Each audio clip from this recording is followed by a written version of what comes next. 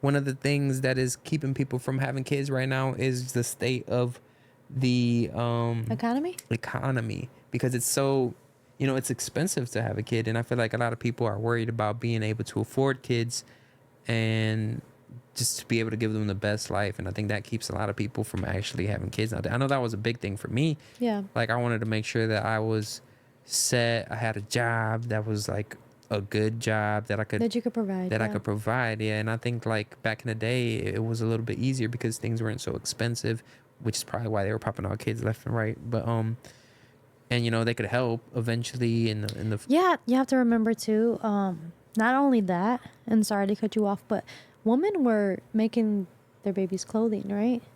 Yeah, I think so. Their At some point. breastfeeding was like, more people, I feel like now, because mothers and fathers are now going to work, so mothers aren't breastfeeding, so that's another cost, having to buy formula, having to send their kids to daycare, whereas like being home with their child was free. You know what I mean? So I feel like making your own food at home, growing your own food, just goes back to the homesteading. Right. And you can afford more things if you're like sustaining yourself, Right. rather than putting out all that money. Yeah, that's a good point.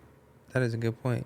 There's a lot of changes in like culture and like the ways that you raise your kids nowadays. That's a lot of different. It used to be a lot more sustainable back in the day. It seems like if people were like, Yeah, and I'm so curious to know where it stopped. Like, where did people, like our mothers, our grandmothers, stop teaching us how to make clothing? Or stop teaching us how to make bread from scratch?